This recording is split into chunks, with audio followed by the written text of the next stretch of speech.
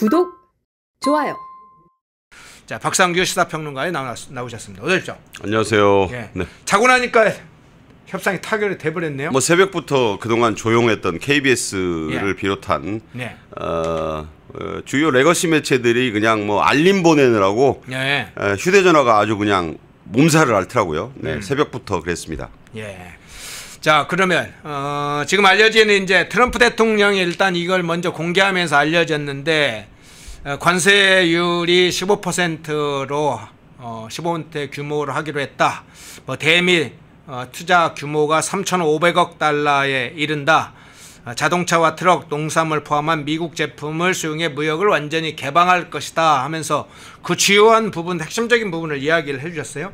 일단 전체적으로 총괄적으로 한번 먼저 평가를 해주시고요. 나중에 이제 이후 세부 내용과 관세 협상단들이 어떤 부분에서 좀 진행됐을지 그 부분을 먼저 보겠는데 총괄적으로는 어떻게 좀 들으셨어요? 뭐 기업들의 팔을 비틀어서 예. 정치적 목적을 이룬 반절의 성공이고 반절의 실패다. 저는 그렇게 평가합니다. 이게 왜 그러냐면 우선 15%라는 숫자에 굉장히 지금 포인트를 맞추면서 홍보를 하고 있어요. 예. 자, 그런데 잘 봐야 될 것이 이 상호 관세율 15%는 일견 겉으로 보기에는 일본 유럽 연합과 같다. 그래서 이재명 대통령은 이게 이제 뭐 경쟁국들과 같거나 낮다, 우월하다 이렇게 아침부터 얘기를 하고 있는데 사실 내용을 보면 같지 않습니다. 왜냐하면 우리는 한미 FTA로 그동안 관세를 안 내왔어요. 0%였어요. 그러다가 이제 15%가 생겼죠. 그러니까 없던 관세가 15% 생겼는데 물론 일본도 15, EU도 15지만 그 내용을 뜯어보면 자, 자동차만 놓고 봅시다. 자동차의 경우에는 지금까지 일본이 2.5%를 내왔어요. 우리는 0%.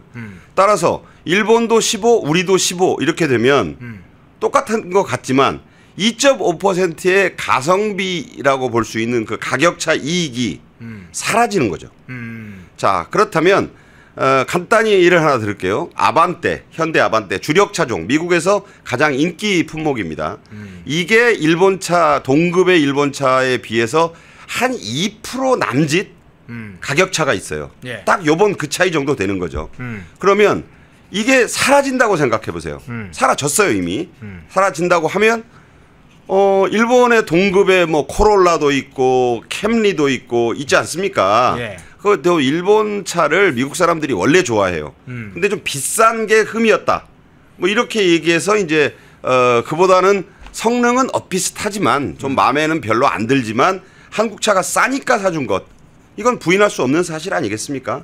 그런데 똑같아지면 과연 사겠는가? 자, 이 점으로 돌아가 봐야 돼요.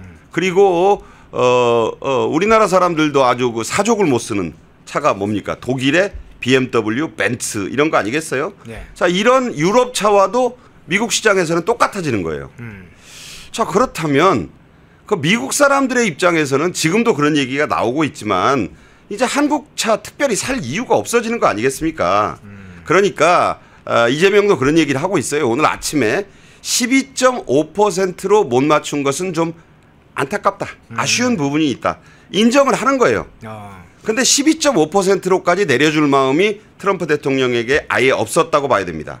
그러니까 자동차는 지금 현대차, 기아차 주가를 보시면 알겠지만 이게 들쑥날쑥 지금 아주 롤러코스터 타듯이 왔다 갔다 해요. 이건 뭐냐면 벌써 이 주식시장에 참여하고 있는 분들은 계산기를 두드리고 있는 거예요. 이게 과연 이 15%가 잘 된 것이냐라는 점에 의문을 표하고 있는 것이다. 제가 볼 때는 미국 시장에 관한 한 그런 그 의구심이 이번에 그 계속 제기될 것이다.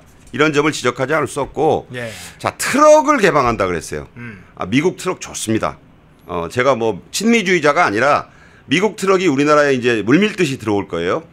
자, 그러면 그 값싸고 견고한 미국은 트럭의 나라예요. 그 클린트 이스트우드의 뭐 그 영화 같은 거 보면은 미국산 트럭들 좋잖아요. 그렇죠. 이게 이제 무관세로 한국 시장에 들어옵니다. 자, 그랬을 때 엄마 떡도 좋아야 사 먹는다는 말이 있어요. 그러니까 이 애국심에만 호소해서 될 일이겠는가. 자, 이런 부분을 생각해 봐야 되고 가장 포인트는요. 농산물이에요. 예. 자, 트럼프는 뭐라고 그랬습니까?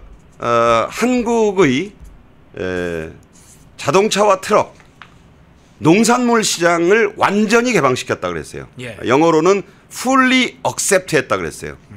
자, 그런데 대통령 정책실장 김용범 씨는 뭐라 그랬느냐? 쌀과 소고기는 추가 개방을 않는 것으로 합의했다. 네. 이게 영어로 한 말과 한국말로 한 말인데 같은 말인가요? 전혀 다르게 들리죠. 어떻게 생각하세요? 네. 그러니까 저는 예. 이 부분은 앞으로 좀 워싱턴 특파원들이 좀 취재를 더 해봐야 된다. 그래서 취재를 하니까 김용범 실장이 추가로 뭐라고 얘기를 했냐면 미국 측 관료들과 그런 대화를 나눴다 이렇게 설명을 했어요. 그러니까 이게 이제 트럼프 대통령이 뭐 워낙 그런 걸 홍보하기 좋아하는 그 성격이라 이렇게 얘기한 것이지 내용상으로는 그렇다고 했는데 그런데 농산물 시장이 김용범 실장의 그 설명에 따르면 이미 우리가 90 뭐 몇 %는 다 개방을 하고 있는 건데 미국에 남아있는 게 한 10개 된다 그랬어요. 물론 그 안에 쌀과 소고기가 들어 있습니다. 네. 그런데 미국 대통령은 이걸 다 받아들이기로 했다고 했고 그랬잖아요. 분명히. 네. 지금 국내외 언론들 외신들도 다 그렇게 보도하고 있어요. 그런데 한국의 대통령 정책실장만 쌀과 소고기는 추가 개방하지 않는 것으로 합의했다. 저는 이게 같은 말 같지가 않아요. 예. 이 부분이 지금 의구심을 증폭시키고 있다. 근데 왜 이 얘기를 특별히 설명했느냐. 이게 그만큼 예민해서 그래요. 이걸 열어줬다고 하는 순간 남태령이 시끄러워질 것이고 대통령실도 그러니까 아주 민감하게 반응을 해서 이 부분을 설명을 하더라고요. 그거를 먼저 설명하잖아요. 네. 그거는 없다. 그리고 하나의 해프닝이 또 있었어요. 네. 뭐냐면 KBS 알림에 처음에 뭐라고 들어왔냐면 저도 자다가 뭐 지금 아주 놀랐어요. 막 몸살을 앓듯이 막 스마트폰이 울어대는데 그 내용을 보니까 반도체 의약품은 이번에 15%로 똑같이 했다. 네. 처음에는 그렇게 들어갔고 그다음에 더 중요한 거 철강과 알루미늄도 이런 비철 금속 여기에 구리도 들어갑니다. 15%로 합의를 했다. 근데 잠시 후에 그건 50%로 나오던데요. 그러니까 처음에는 그랬다니까요. 처음에는 그랬다가 네. 막 혼선이 일어난 거예요. 다 15%로 한 거야 이러다가 그 철하고 알루미늄은 아직 그 합의가 안 됐어요. 그 이게 지금 아시다시피 철은 50%잖아요. 네. 근데 이거에 대한 거는 이번에 협상단 만났을 때 그 트럼프가 얘기 안 한 겁니다. 그리고 이제 베센트와 구윤철 경제부총리 간의 이른바 2+2 회담이 우리 시간으로 오늘 밤 10시 45분에 예. 이제 열려요. 예. 여기서 다시 한번 이제 확실한 얘기가 나올 것이고 지금 2주 이내에 워싱턴에서 한미 정상회담이 열린다. 여기에 또 대통령실이 엄청 지금 홍보 포인트를 두고 있어요. 그러겠네요. 드디어 여러분들이 그렇게 안 한다고 생각했던 한미 정상회담을 2주 안에 워싱턴에서 한다. 자, 하는 건 좋은데 그때 가서 또 더 내놓으라는 지금 트럼프 대통령의 더 구체적인 안을 가지고 와라. 그래서 쌀과 소고기 부분이 아직도 의구심이 전혀 안 풀렸다라고 저는 지적을 하고 싶고 그다음 세 번째 3,500억 달러의 대미 투자 펀드. 예. 자, 이걸 잘 보셔야 돼요. 처음에 1,000억 달러 얘기했다가 몽몽몽 커져가지고 3.5배가 됐어요. 자, 이걸 누가 냅니까? 정부가 내는 게 아니에요. 기업들이 냅니다. 지금 가 있는 사람만 해도 김동관. 그래서 이제 김동관 부회장, 한화 부회장이 얘기한 게 맡아야 될 게 1,500억 달러의 조선업 기금이 1,500억 달러라고 그랬어요. 네네. 물론 현대 한화오션만 내는 건 아니에요. 현대중공업도 현대중공업도 내지만 어쨌든 네. 기업들이 1,500달러. 조선이 나머지가 2,000억 달러인데 자, 일단 그걸 만드는 것부터가 참 난감한 얘기일 겁니다. 지금 노란봉투법에 상법 추가 개정안에 법인세 인상에 지금 기업들을 옥죄는 게 한두 가지가 아니에요. 그러면서 돈은 또 내놔라? 좀 기업들 죽을 마실 거예요. 그래서 어떤 기업 관계자 표현을 보니까 차를 탔는데 이재명 운전사가 모는 차를 탔는데 엑셀 밟았다가 브레이크 밟았다가 차가 하도 덜컹대가지고 좀 멀미날 지경이다. 자, 무슨 말인지 잘 아실 겁니다. 자, 그렇게 돼 있고 그다음에 김용범 정책실장은 뭐라 그랬느냐. 이게 3,500억 달러가 다 돈으로 주는 게 아니다. 대출, 지불 보증 뭐 이런 것들이 섞여 있고 실제로 현금은 얼마 안 된다. 애써서 또 정책금융이다. 예, 그러니까 돈이 아니고 지불 보증이라든가 여러 가지 그런 간접 지원이 대부분이고 실제 돈은 또 얼마 안 된다라고 설명을 하고 있는데 그게 맞는지도 좀 지켜봐야 되고 그다음에 가장 심각한 부분이 하나 있어요. 미국이 여기다가 90%의 수익을 예. 이 펀드에서 나는 수익을 미국이 소유하고 관리한다는 문구를 넣었어요. 예. 이건 이제 또 정책실에서는 뭐라 그러고 있냐면 그거 저 일본도 한 거하고 같은 조건이다 이렇게 얘기해요. 물론 일본이 넣은 건 사실입니다. 90%의 그 펀드 수익을 미국이 가져간다. 자, 그러면 그것이 맞다고 한다면 그 돈은 우리가 돈만 내고 10%만 투자 수익을 챙긴다는 거잖아요. 이게 말이 되느냐.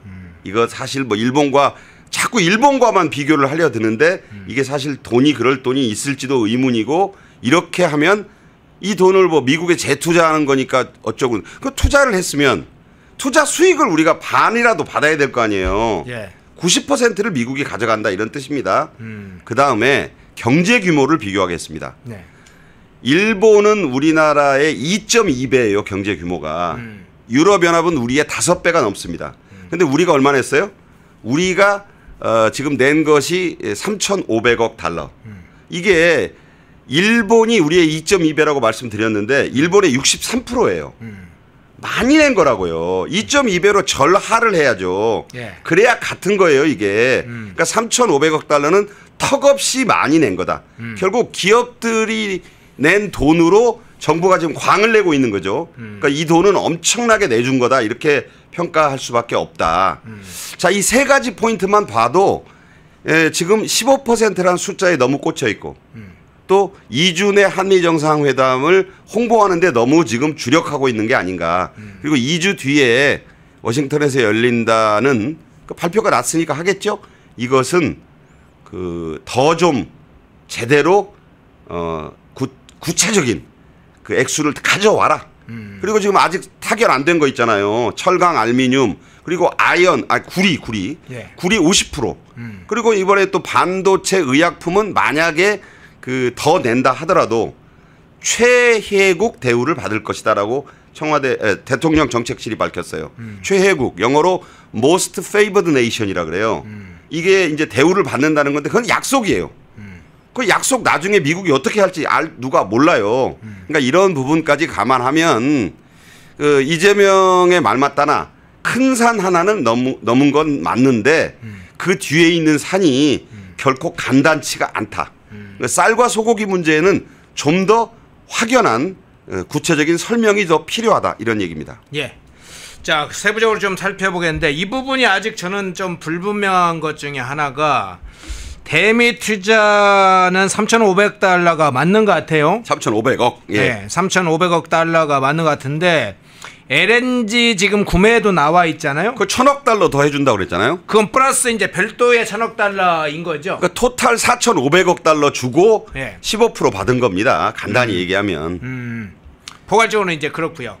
이걸 여쭤볼게요. 그러면 애초에 정부가 대미 투자 규모를 약 1,000억 달러로 나름대로 정부 측의 안을 갖고 있었잖아요. 그렇죠. 그리고 일본과 비교하면서도 지금 말씀하신 것처럼 경제 규모를 볼 때 한국과의 차이가 지금 2.2배 또는 뭐 2.5배 차이가 나니까 우리는 한 1,000억 달러 규모가 적정하다 이렇게 해왔었잖아요. 사실 일본이나 EU의 경제 규모와 비교하면 그게 맞기는 맞는 거죠. 예. 근데 1,000억 달러 가지고는 턱도 없으니까 김정관 씨가 뉴욕으로 달려가 스코틀랜드로 달려가 동선 따라 달려가면서 타진을 했는데 도저히 그거 가지고는 15%는커녕 20% 쪽으로 두들겨 맞게 생겼으니까 안 되겠습니다.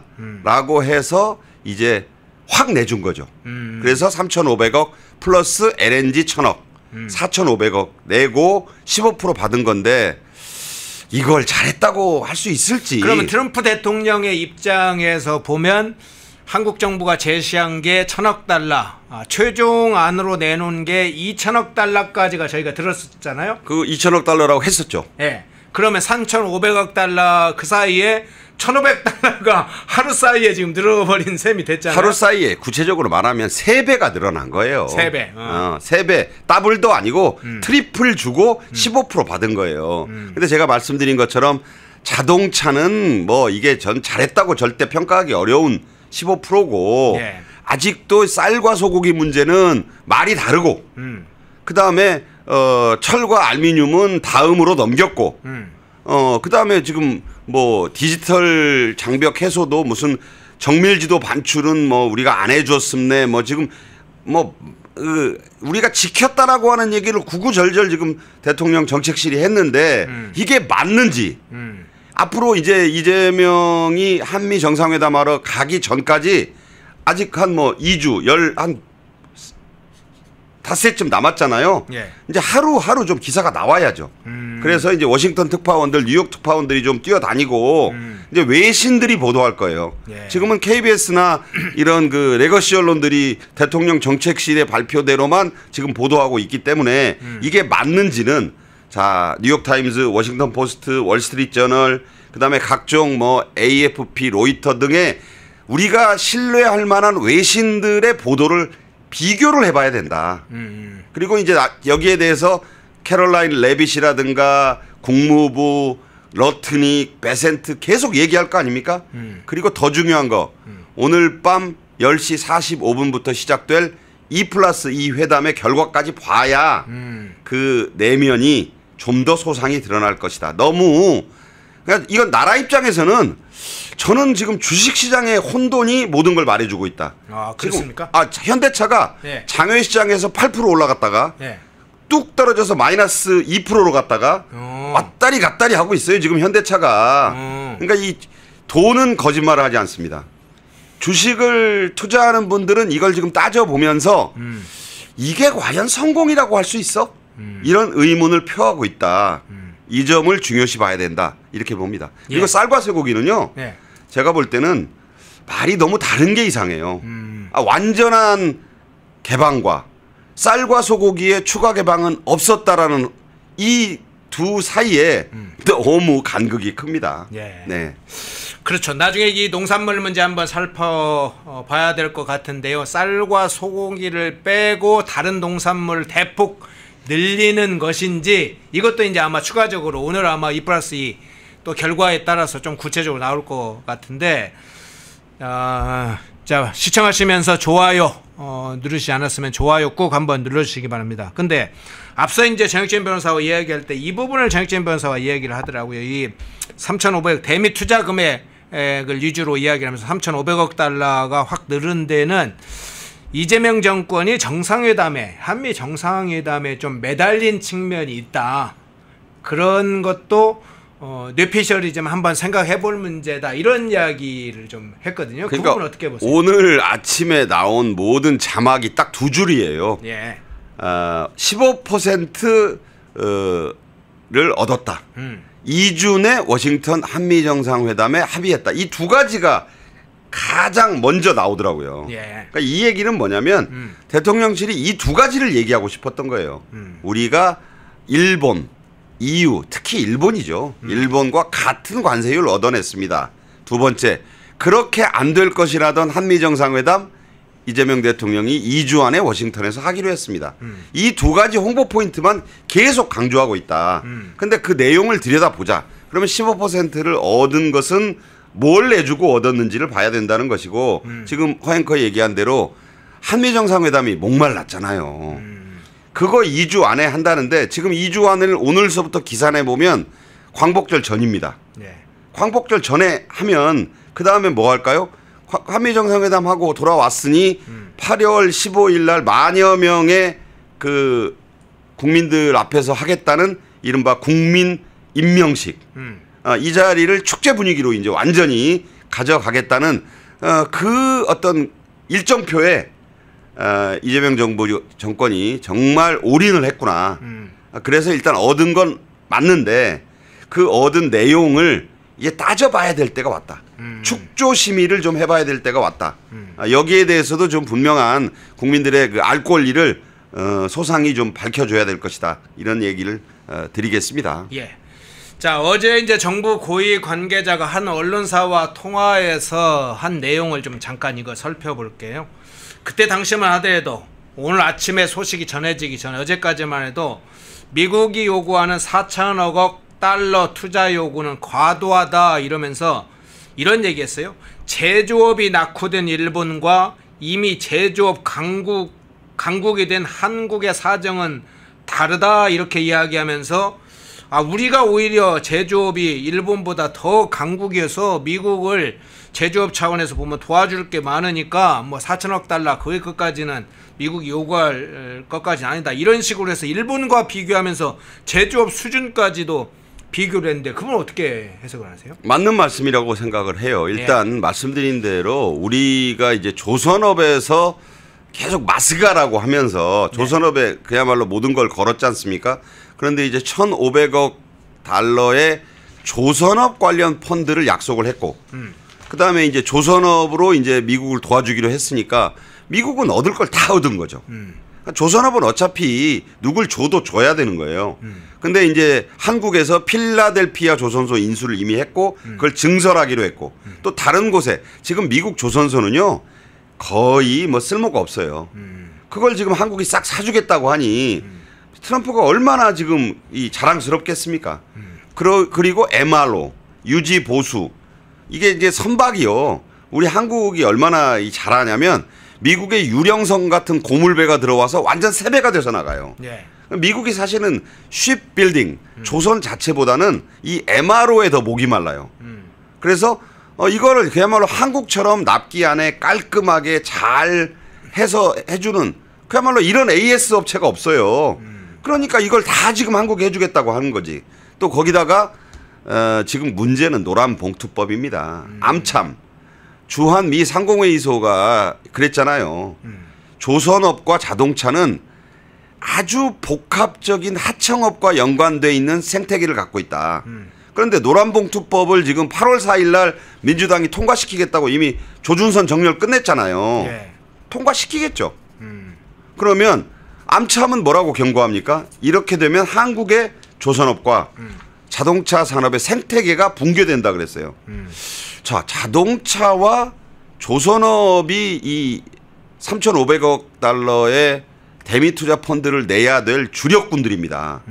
삼성 이재용 회장도 있지만 뭐 어쨌든 그런데 노란봉투법 노조법 2.3조 저거를 통과시키면 그 돈을 만들어야 될 조선업과 한국의 조선업과 자동차 산업이 붕괴된대요. 예.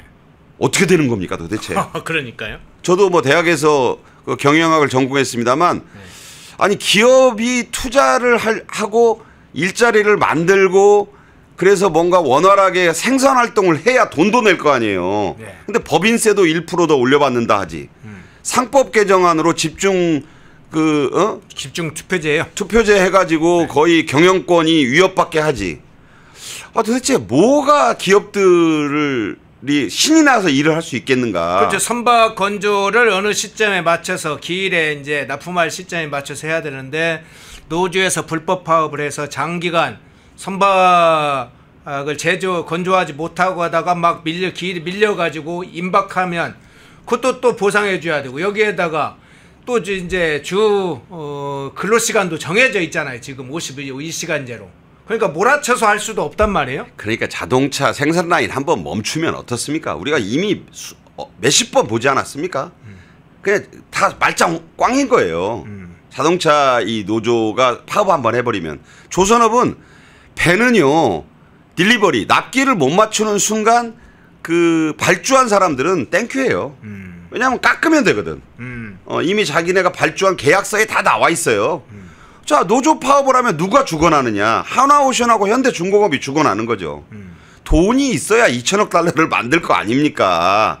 무슨 수로 과연 하라는 것인지. 그러니까 아까 그랬잖아요. 엑셀 밟았다가 브레이크 밟았다가 그냥 토하겠어요.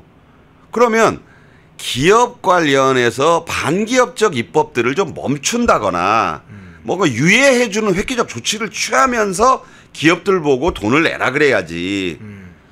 시쳇말로 어디 그냥 골목에서 학생들 지나다니게 안전 보장을 해줘야지 일진들이 돈도 뜯고 또 뭐 요구 사항만 잔뜩 하면 학생들 학교 가고 싶겠어요?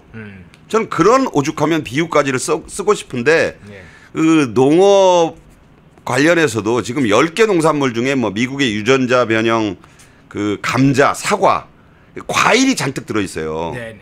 인도네시아는 32%의 관세를 19%로 낮추면서 뭘 약속해 줬느냐? 검역 검사를 다 철폐해 줬어요. 근데 우리는 우리나라의 건강, 국민들의 건강도 중요하겠지만 농산물을 완전 개방한다고 하는데 그러면 쌀, 소고기 중요하죠?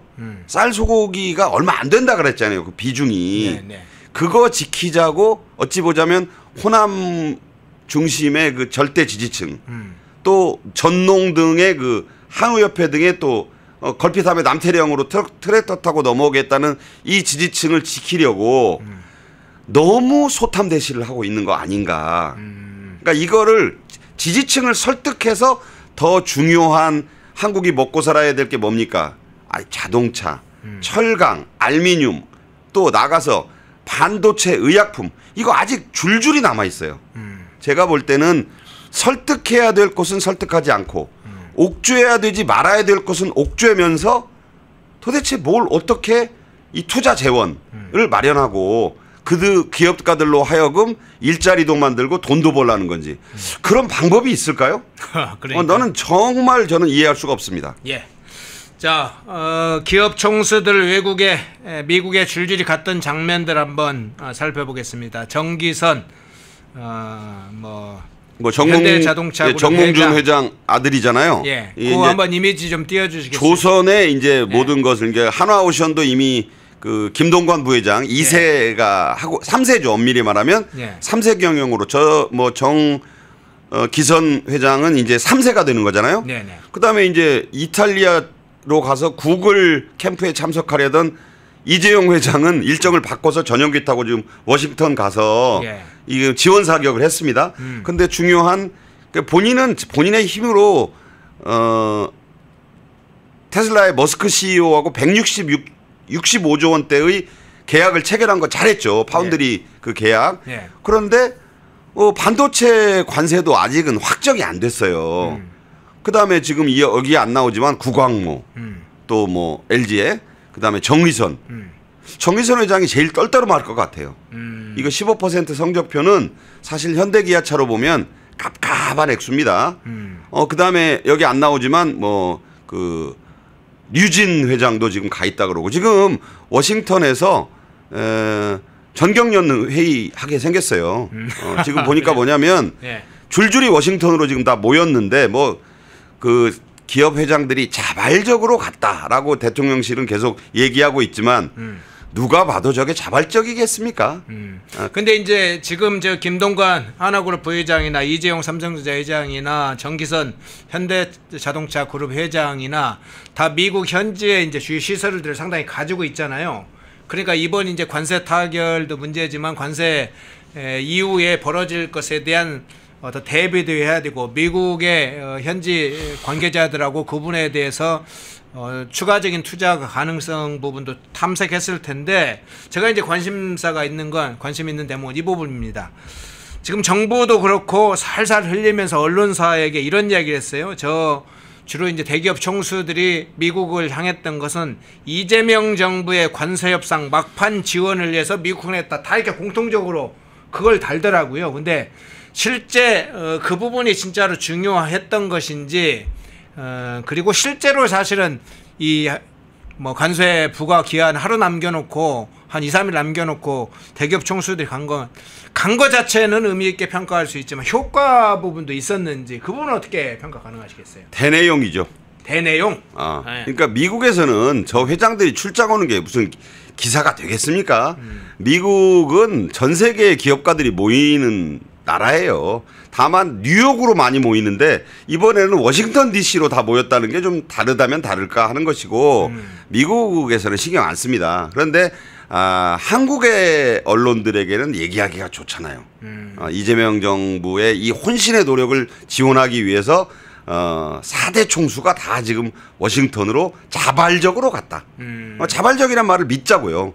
뭐 그렇게 되는 거지만 어쨌든 뭐 대한민국의 국민의 어떤 민생 경제를 위해서 왜냐하면 지금은 이 자동차가 경쟁력을 잃어버리면요. 저는 이미 잃어버렸다고 보는데 이게 지금 우리 세계에서 자기가 거의 대부분의 부품을 만들어서 자동차를 수출하는 나라는 5개 정도 됩니다.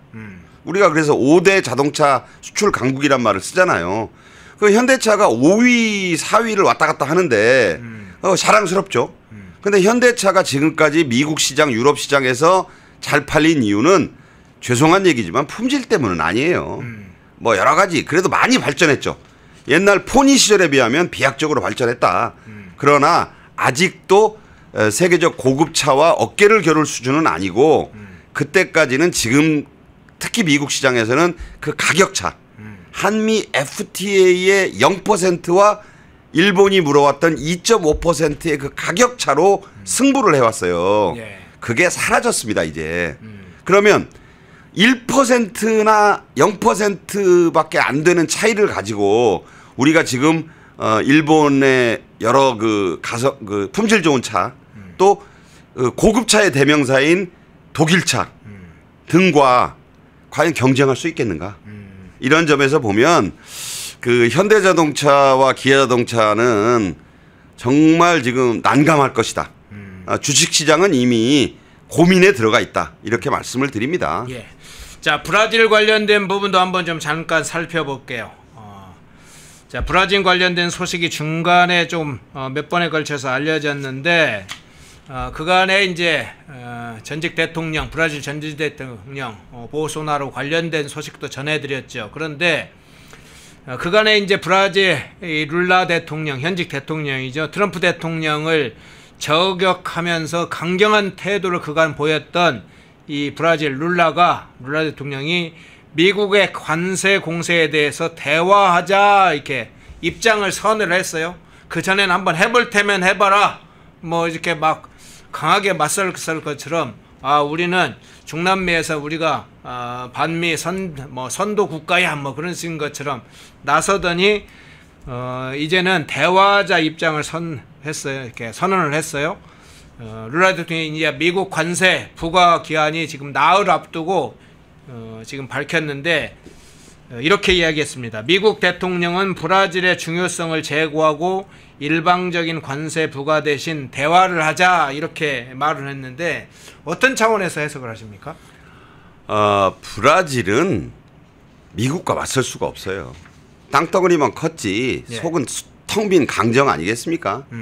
그리고 룰라도 다시 재집권에는 성공했지만 기반이 아주 지금 취약합니다. 쉽게 말하자면 룰라도 지금 그 여러 가지 개인 비리 문제가 걸려 있어요. 리스크가 많은 대통령이다. 또 하나 트럼프가 브라질에 대해서 쓸 수 있는 카드는 무궁무진합니다. 브라질은 공산품을 만드는 게 거의 없어요. 모든 공산품은 다 메이드 인 US 아니면 그 유럽산 아니면 한국산입니다. 휴대폰 못 만드는 나라예요. 축구만 잘해요. 그리고 또 하나 축구도 뭐 1등도 못합니다만은 제일 중요한 거 말씀드릴게요. 미국 사람들이 브라질에서 꼭 가져와야 될 건 오렌지밖에 없어요. 미국산 오렌지의 60%가 브라질에서 나오는데 이게 품질이 비교 불가입니다. 그래서 오렌지 주스는 다 거의 브라질산이라고 보면 됩니다. 그런데 그거 하나 가지고 미국하고 싸울 수 있을까요? 한두 개는 더 있겠죠. 뭐. 저는 뭐 그거 이외에는 거의 없다. 그거하고 토마토가 좀 많이 그다음에 삼바 축제 보려고 미국 사람들 관광 가는 거 정도. 좀 내가 너무 나라를 비하하는 건지 모르지만 브라질은 경쟁력이 있는 게 하나도 없어요. 그러니까 애초에 싸울 수 없다. 근데 이제 여기도 사회주의 정권이다 보니까 룰라가 바로 무릎 꿇을 수가 없잖아요. 버티는 데까지는 한번 버텨보겠다. 그런데 트럼프가 보우소나루를 제2의 트럼프라고 불렀지 않습니까? 정치적으로 핍박하니까 브라질은 아주 딱 그냥 좌표를 찍었어요. 너네는 특히 내가 50%로 손을 보겠다. 근데 그 브라질이 아니고 룰라예요. 룰라를 손보겠다는 거죠. 그러다 보니까 룰라가 조금 냉정을 찾고 생각해 보니까 이게 안 되겠거든. 그러니까 항복하는 겁니다. 사실상 굴복하는 거다. 네, 그런데 멕시코는 좀 버티고 있죠. 네. 멕시코는 토마토에 멕시코가 토마토군요. 멕시코는 토마토의 70%. 그러네요. 근데 왜 또 멕시코는 버틸 수 있냐면 미국과 국경을 맞대고 있잖아요. 여러분이 잘 아시는 샌디에고 거기 아주 좋습니다. 샌디에고 국경만 딱 넘으면 멕시코인데 우리나라 현대차를 비롯한 많은 공장도 그 멕시코의 티후아나라는 곳에 샌디에고만 넘어가면 있는 곳에 다 있어요. 그래서 우리나라 기업인들도 아이들은 집은 샌디에고에 놔두고 학교는 미국 학교 보내면서 본인만 국경 넘어서 저 티후아나 공장 갔다가 일 끝나면 돌아오고 이런 구조인 것입니다.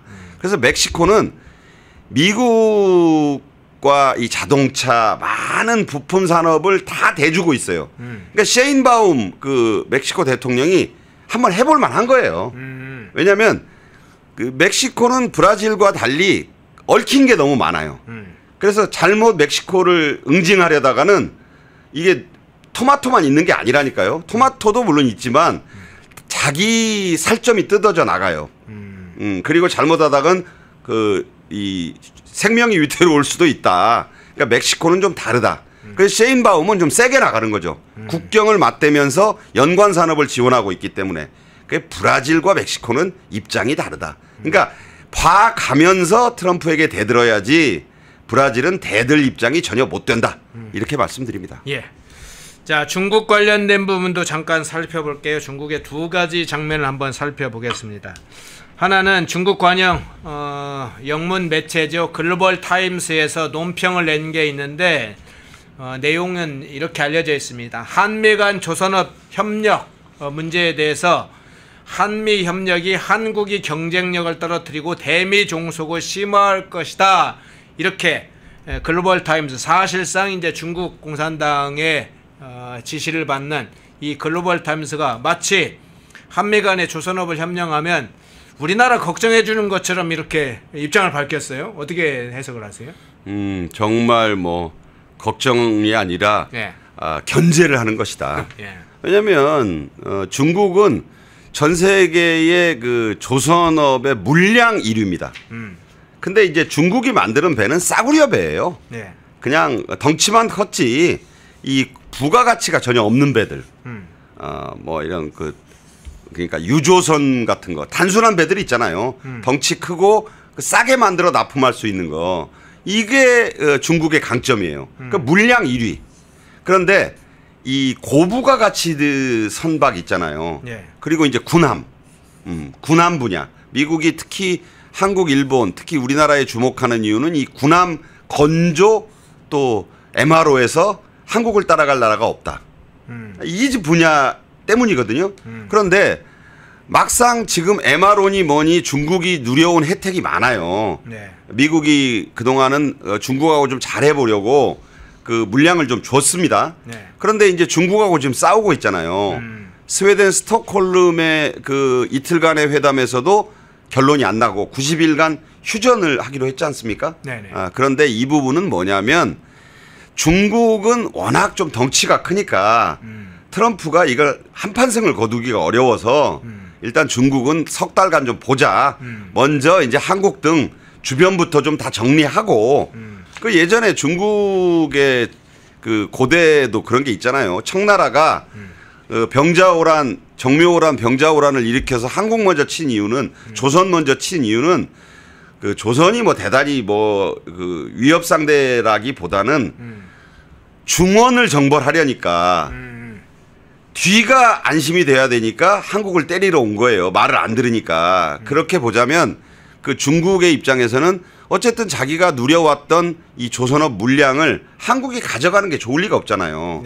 그리고 이제 고부가가치선도 손을 대보려고 하는데 미국의 트럼프 대통령이 정치적인 이유로 중국에 그건 안 줍니다.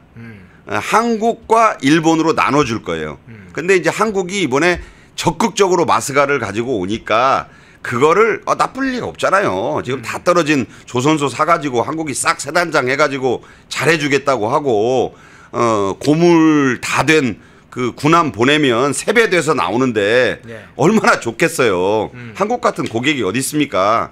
그래서 사실은 그 한국조선업이 이번에 어쨌든 그 타결을 하는데 저는 1등 공신이다. 그건 뭐 부인할 수 없다고 보고 예. 중국의 입장에서는 마뜩지가 않죠. 그래서 한국의 조선업을 자꾸 견제하는 것이다. 그런데 우리로서도 이 안미경중 하는데 이재명 정권도 생각 잘해야 됩니다. 이 조선업에 대해서는 중국이 우리의 적이에요.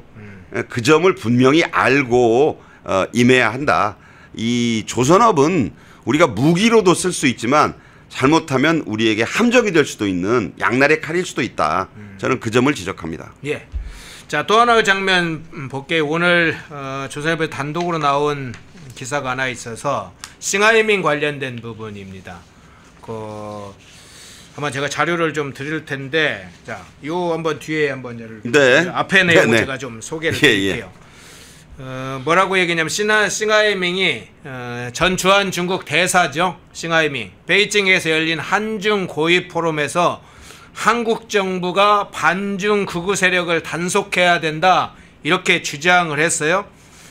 구체적으로 한번 좀 살펴볼까요? 싱하이밍이 제25차 한중 고위 지도자 포럼의 정치외교 세션에서 한국의 반중 여론은 극우 세력이 조성하고 있다. 이들을 정부가 단속해야 된다. 이렇게 아주 직접적으로 이야기를 했습니다. 아마 이제 시진핑이 APEC 정상회의 때 올 것을 염두에 두고 이야기를 한 것인지나 이게 확인되고 있지 않지만 한중 외교 관련된 좀 고위급 좀 전문가들이 참여하고 있던 자리에 이런 직접 반중 세력을 단속해라. 이재명 정권한테 지금 직접 하는 소리로 들립니다. 어떻게 지금 해석할까요? 자, 싱하이밍 네. 뭐 한국 발음으로는 형해명 씨인데 네. 이 사람 생각해 봅시다. 우리나라 대사할 때 일개 그 부국장급이에요. 네. 중국 외교부의 부국장. 평양에 근무하고 난 뒤에 왔죠. 우리말을 김일성 대학에서도 공부를 했고 우리말을 잘한다고 하는데 제가 이 사람 말하는 걸 들어보니까 뭐 초등학교 수준으로 말을 하잖아요. 이 언어 구사력도 떨어지고 네. 어휘력도 형편없었습니다. 그런데 중요한 장면. 이재명 대표가 민주당 대표할 때 중국 대사관 가서 한 거 기억나실 거예요. 예. 일개 부국장급 주한 중국 대사가 제1 야당 그때도 야당이지만 제일 덩치가 컸잖아요. 그 대표를 옆에다 앉혀놓고 주머니에서 A4 용지를 두툼하게 꺼냈습니다. 다 써놨다는 얘기죠. 그거를 한 15분간 줄줄 읽어요. 네. 그랬는데 그거를 이재명 당시 대표가 약간 고개를 15도 정도 숙인 이게 뭔가 경청하는 모드로 무릎을 딱 모으고 앉아가지고 듣습니다. 그 수첩에 일부 적기도 하고. 그 내용이 뭐였어요? 한국은 중국과 미국 사이에 저울질하지 마라. 그리고 만약에 미국에 배팅을 했다가는 큰 코 다칠 것이다. 그때 다들 분노하지 않았습니까? 아니 어떻게 일개 그 부국장급 중국 대사가 저런 말을 하는데 저 소리를 한국 제1야당의 대표가 저렇게 다소곳이 듣고 있는가? 뭐라도 한 마디 했어야 되는 거 아닌가? 그 장본인 아니에요, 저 사람이. 예. 그랬는데 이제 은퇴할 때가 다 됐고 지금 중국 아주사라는 곳으로 인사이동 이게 말년입니다, 말년. 이제 이 사람 곧 은퇴해요. 그러니까 말년 군대로 말하자면 갈참이에요, 이 사람. 그러니까 이 정도 인물이 얘기하는 거는 사실 뉴스로 써주면 안 되는데 예. 그 싱하이밍 눈에 지금 대통령이 된 이재명은 자기가 볼 때 만만할 거 아니에요. 그때 당시에도 여당 대표일 때는 자기보다 동급이 아니라 조금 낮게 본 건가요, 그러면? 아니 그때 그 인터넷에 돌려보세요. 그 장면이 도대체 주한 외교사절이 그 할 수 있는 태도인가. 그러면서 그때도 보면 내부 이렇게 구경시키면서 아주 사뭇 무슨 옛날 환관 출신 중국 칙사가 와도 그렇게는 안 했을 겁니다. 이 사람은 그 현재 한국 대통령이 된 이재명을 아주 자기보다 한 수 아래 인물로 생각을 하고 있다는 의식을 하지 않으면 이 방자한 말을 할 수 있습니까? 반중 극우 세력을 단속하라? 이게 중국 외교부장도 이렇게 얘기하면 안 돼요. 그렇죠. 심지어 만약에 이거를 더 격이 높은 무슨 중국 정치국 상무위원 만약에 이거를 시진핑 중국 주석이 얘기해도 이런 말 하면 안 되잖아요. 그렇죠. 반중 극우 세력을 단속하라? 명령 아닙니까? 명령이네요. 이게 무슨 칙사입니까? 이게 황제 칙사입니까? 외교부에서 지금 정년을 앞두고 있는 일개 국장급이에요. 이런 말을 하고 있다는 것 자체가 얼마나 대한민국 정권을 우습게 보는 것인가. 아니 반중 극우 세력을 누가 규정합니까? 그리고 이 사람이 중국 대사로 우리나라에 와 있을 때 공자학원이 기승을 부렸어요. 동방명주 그 음식점 그때 이 사람이 중국 대사를 할 때 해놨던 일들이에요. 그런데 지금 와서 반중 극우 세력을 단속하라? 과연 그 반중 극우 세력을 이 사람이 지목한다? 단속하라고 요구한다? 저는 이런 것들이 지금 이게 소위 그 베이징에서 열린 한중 고위 포럼에서 나온 얘기라고 하는데 저는 옛날에 그 제가 말씀드렸지만 꼭 중국 황제가요. 그 조선시대에 우리나라에 칙사라고 하는 그 사람들을 보내는데 꼭 조선인 무슨 노비 출신 조선에서 정말 그 하층민이었던 사람들이 중국으로 흘러들어가 가지고 변절해서 밀정 노릇이나 환관 노릇을 하다가 발탁이 된 사람들입니다. 이 사람들이 의주를 거쳐서 조선으로 들어오면서부터 한 일이 뭐냐면 은 긁어 모으는 일이에요. 그래가지고 지금 서대문 독립문 그 자리가 무슨 자리입니까? 그 모화관이라고 그런 사람들 와서 머무는 자리인데 거기에 줄줄이 세자 심지어 어떨 때는 임금 직접 가서 그 보고 고관들은 뇌물에 여자 바치면서 하던 그 굴욕의 장소 아니었습니까? 그렇죠. 네? 독립문 서대문 형무소 자리 그 자리를 헐고 세운 게 독립문이에요.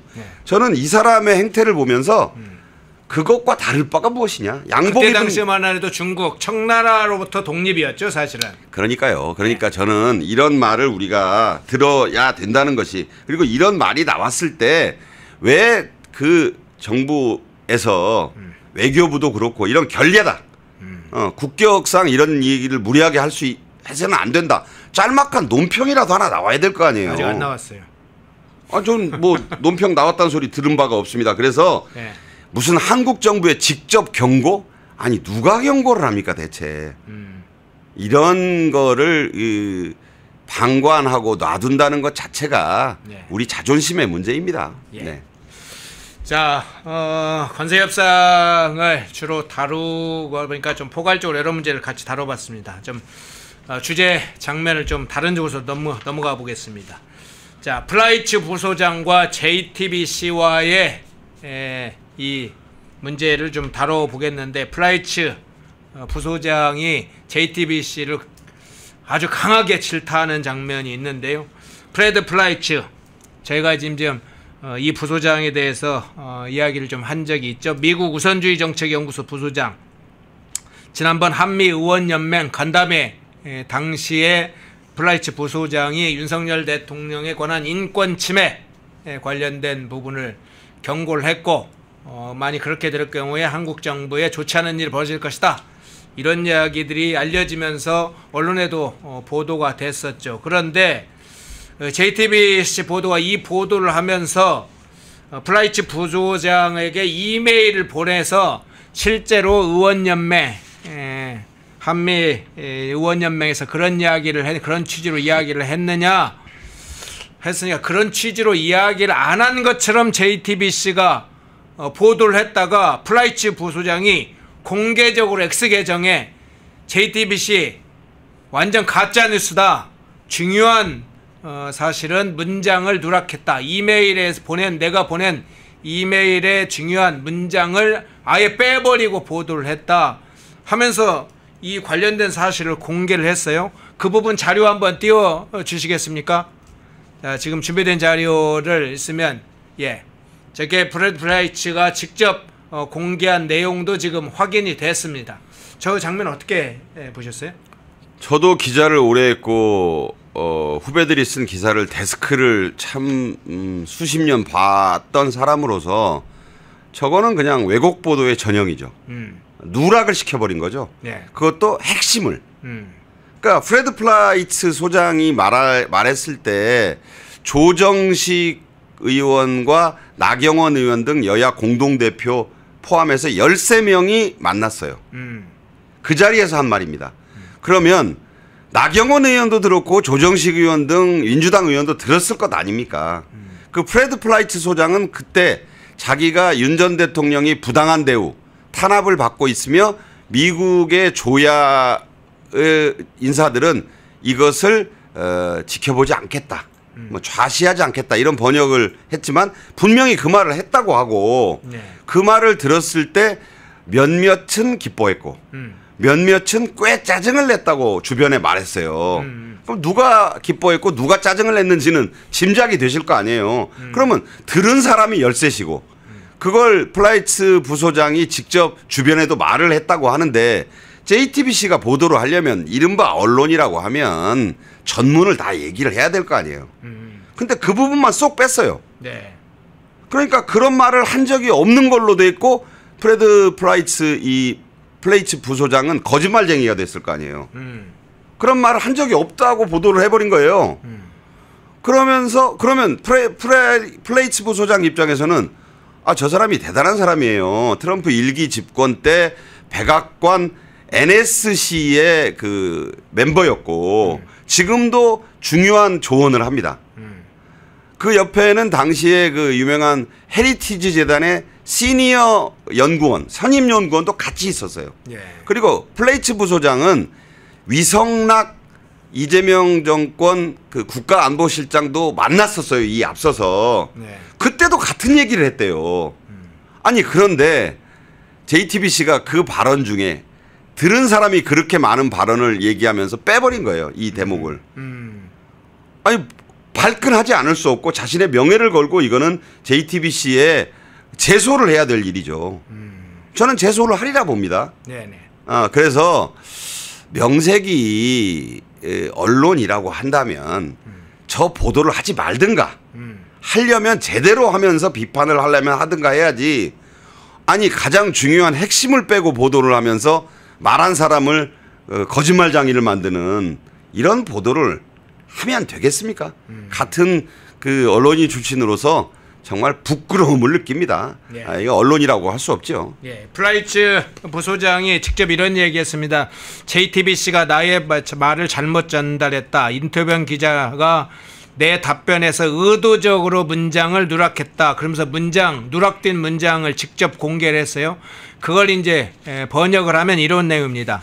전직 대통령이 현재 수감 중에 부당한 대우를 받고 있고 사형이나 종신형에 처할 수 있다는 언론 보도는 매우 우려스럽다. 이 내용을 아예 JTBC가 누락을 빼버렸다. 핵심적인 문장이었는데 이걸 빼고 가짜뉴스를 JTBC가 냈다. 이렇게 공개를 하면서 JTBC 보도가 얼마나 조작된 건지 가짜뉴스인지 다시 확인되는 상황인데, 그런데 JTBC가 이 사실은 플라이츠 부소장이 미국 인사라 자기들이 보도를 해도 뭐 미국 인사가 이걸 알 수 있겠느냐 이렇게 생각하고 허위 보도를 한 것인가요? 아니면 야 보수 진영 이번 기회에 플라이츠 막 보도하는데 저거 좀 이번 기회에 주장을 확 좀 짓밟아 버리고 좀 충성스러운 액션을 좀 JTBC가 보도하자 뭐 이런 것인가요? 어떻게 보세요? 허앵커의 추측 중에 하나일 수도 있고 예. 제가 볼 때는 데스크의 지시일 수도 있고 그러니까 네. 저 기자는요 네. 아마 저 기사를 본인이 취재해서 쓴 것일 수가 없어요. 왜냐하면 이미 나온 발언과 논란에 대한 기사를 쓴 것이잖아요. 네, 네. 그러니까 보통 그 일선 기자들은 새로운 사실을 취재해서 씁니다. 근데 저것은 이미 며칠 전에 대대적으로 보도됐던 그것도 일종의 경쟁지라고 할 수 있는 조선일보와 TV조선 같은 곳에서 이미 보도를 한 내용이고 다른 언론들이 다 받아 써서 이게 알려진 내용이잖아요. 그렇죠. 그것을 며칠 뒤에 반박하는 기사입니다. 이게. 그럼 반박을 하려면 팩트에 기반해서 제대로 해야죠.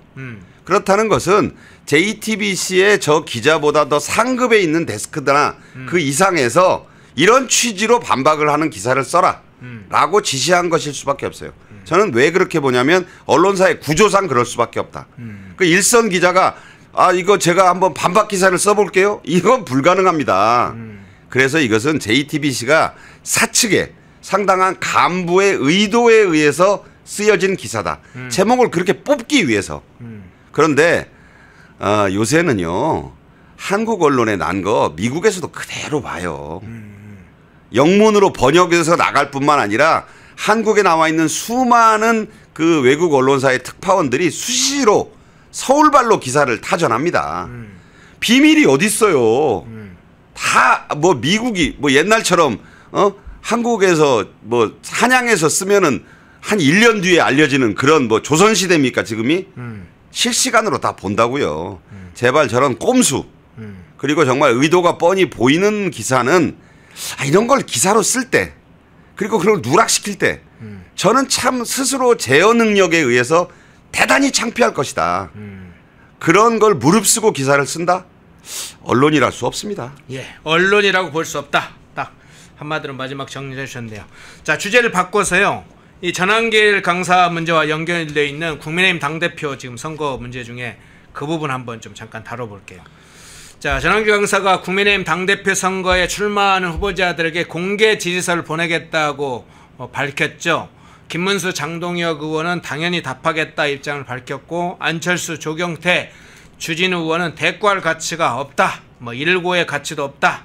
전한길 씨가 공개 지지서를 보내오더라도 답하지 않겠다 이렇게 밝힌 것으로 지금 확인됐는데 일단 이 전한길 강사의 이 부분 상황 어떻게 보세요? 전한길 씨가 전유관이라는 본명으로 입당한 지도 꽤 지났습니다. 예. 본인이 10만 당원 양병설을 주장하면서 그래서 왜 10만 당원 양병설이 나왔나 했더니 본인이 운영하는 유튜브 채널 구독자 수가 그 정도 된다고 그래요. 예. 기상 되는지 모르겠지만 구독자는 44만 명 정도 되는데. 아 그래요? 예. 그러면 본인이 이제 그렇게 많은 구독자를 갖고 있으니까 내가 이 요청하면 부탁하면 그분들이 당원으로 새로 가입하면 예. 보통 뭐 44만 명 정도 되면 10만 명 정도 신규 당원 만드는 것은 쉽지 않을까라고 생각해서 그렇게 얘기를 한 것 같아요. 근데 지금 확인되는 바에 따르면 몇천 명 정도 신규 당원이 늘어나는데 그쳤다. 뭐 많이 늘어나 봐야 10만 명에는 턱없이 모자라는 것 같습니다. 다만 그러다 보니까 이제 그 어떤 본인이 지금까지 탄핵 국면에서 윤 전 대통령 탄핵 국면에서 많이 이름을 떨쳤잖아요. 그렇죠. 동대구역 집회, 그 이전에 그 우중의 부산역 집회. 문제 지금 상당히 유력한 그 우파 진영의 인사가 됐는데 자 그러다 보니까 이번에 본인이 석 달 이상 책임당원으로서의 당비 납부 이런 걸 안 했잖아요. 그래서 지도부 선거에는 못 나간다. 본인이 그건 알고 있어요. 그래서 본인은 또 뭐라고 얘기하냐면 그래서 내가 면접을 좀 보겠다. 예. 그러니까 면접 이전에 그런 얘기 했죠. 윤 전 대통령을 지지한다는 후보에게 모든 표를 몰아줄 생각이다. 그러니까 이 부분에 두 후보가 호응했습니다. 김문수 전 대선 후보와 장동혁 의원. 그러다 보니까 한 걸음 더 나아가서 이제 면접을 보겠다는 말까지 나왔어요. 자, 과연 이게 형태가 맞는 것인지는 좀 의문입니다. 그러니까 면접이란 말이 상당한 지금 논란을 일으키고 있어요. 네네. 그러니까 이게 대표 경선이나 최고위원 경선에 나서겠다는 후보자들 중에 전한길 씨의 면접 요청에 응하겠다는 분과 무슨 소리냐 왜 그런 면접을 하느냐라고 해서 응하지 않겠다고 단호히 긋는 후보들이 나뉘고 있어요. 그런 점에서 볼 때 이것이 이제 당선을 위한 어떤 유리한 고지라고 보는 분들이 있는가 하면 또 이게 결코 유리하지도 않고 지금 많이 추락해 있는 국민의힘의 지지율을 감안했을 때 이게 잘하는 걸까? 우리가 이제 이 중도 확장력, 뭐 중도가 없다는 분들도 있지만 어쨌든 지금 41%를 얻었던 국민의힘의 대선 지지율이 허리가 뚝 꺾인 건 맞잖아요. 모든 여론조사에서 지금 10%대를 본 지가 몇 번이고 이게 이제 어느 방향으로 튈지는 지금 더 모르고 있는 거 아닙니까? 뭐 일부 조사는 26, 7%대로 올라왔다고 하지만 여전히 민주당과의 격차는 두 자릿수. 그것도 뭐 거의 뭐 한 20% 전후가 되는 이 마당에 과연 이번에 국민의힘 전대가 그런 식의 논란으로 친길 반길 뭐 이런 식의 구도가 고착이 되면 이게 과연 지지율을 확장하고 혁신을 통해서 국민들에게 새롭게 다가가는 계기가 될 수 있을지에 대해서는 의구심을 갖는 분들이 참 많다고 생각합니다. 예. 전한길 강사가 직접 면접을 보겠다 이렇게 지금 이야기한 건 아니고 언론에서 면접이라는 용어를 썼죠. 사실은 이제 후보 검증하는 내용을 질의서를 통해서 사실 하겠다 이제 이랬던 것인데 전한길 강사가 탄핵 과정에서 미친 활동력, 영향력 굉장했죠.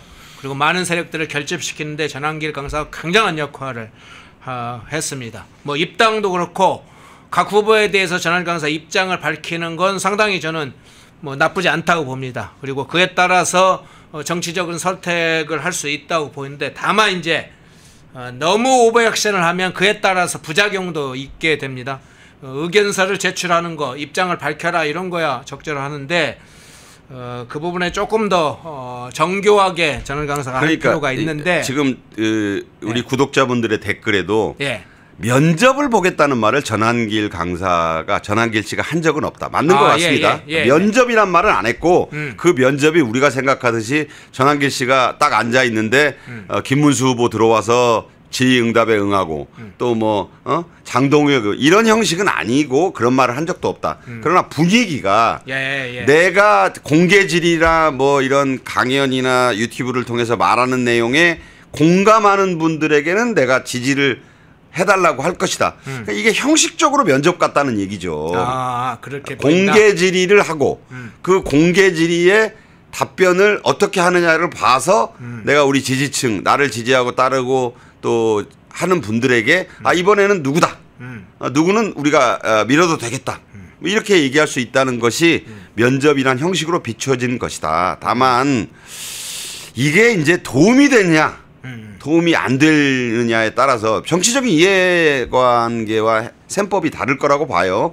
그러나 이제 1차 뉴시스가 며칠 전에 실시해서 발표한 여론조사에 따르면 뭐 일단 김문수 후보가 선두 뭐 30.4% 그렇죠. 그다음에 장동혁 의원이 그 20%에 근접하는 뭐 19점 몇 %. 그러니까 두 후보의 지지율만 합쳐도 과반이 넘어서 다만 이건 이제 전제가 있죠.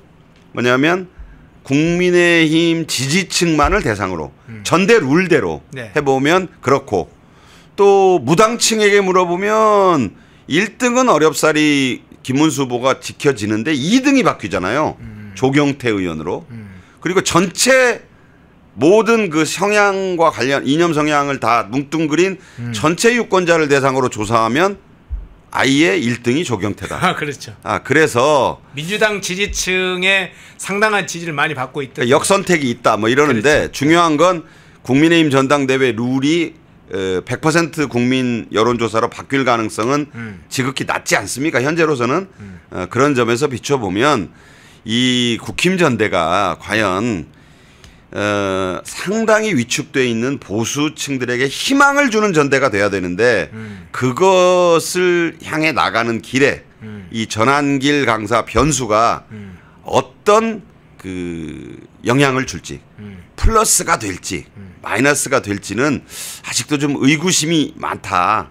이런 점에서 그 보수가 좀 힘을 내야 되는 국면에서 전한길 씨의 역할이 대단히 중요하다. 그러니까 본인도 거기에 맞춰서 좀 이 보수 재건을 위해서 노력해 줘야 될 것 아닌가? 저는 그런 생각을 갖습니다. 예, 그 문제까지 한번 좀 살펴봤습니다. 전한길 강사가 당대표 출마자들에게 공개 질서를 통해서 어떤 입장인지 일종의 이제 후보 검증 문제로 이제 다뤄서 그것도 한번 좀 살펴봤습니다. 예, 2부 좀 중요한 현안들 관세 협상부터 시작을 했습니다만 중요한 내용들을 좀 조목조목 한번 살펴봤습니다. 박상규 시사평론가였습니다. 고맙습니다. 감사합니다. 펜앤마이크와 광동이 함께 준비한 광동 루테인 밀크시슬, 혈행 개선, 노화로 인한 눈 건강, 간 건강. 펜앤마이크 TV 단독 할인 2개월분 한 박스에 3만원, 6개월분 세 박스에 84,000원. 펜앤마이크 구독자 전용 댓글 상단 할인 링크에서 구매 가능합니다. 전화 문의는 1661-6915, 전화 문의는 1661-6915. 펜앤마이크와 광동이 함께 준비한 광동 면역보감 데일리 스틱 2024년 건강기능식품 대상 높은 흡수율, 휴대와 섭취가 간편한 스틱형 펜앤마이크 TV 단독 할인 1개월분 한 박스에 33,000원, 3개월분 세 박스에 9만원. 펜앤마이크 구독자 전용 댓글 상단 할인 링크에서 구매 가능합니다. 전화 문의는 2661-6915, 전화 문의는 2661-6915. 펜앤마이크와 광동이 함께 준비한 광동 혈당혈압 콜레스테롤 케어 솔루션, 식후 혈당 상승 억제, 체지방 감소, 혈중 콜레스테롤 개선, 높은 혈압 감소. 펜앤마이크 TV 단독 할인 1개월분 한 박스에 25,000원, 3개월분 세 박스에 66,000원. 펜앤마이크 구독자 전용 댓글 상단 할인 링크에서 구매 가능합니다. 전화 문의는 1661-6915, 전화 문의는 1661-6915. 펜앤마이크에서 추천하는 영상도 보고 가세요. 다른 영상도 즐기시려면 구독 버튼을 꼭 눌러주세요.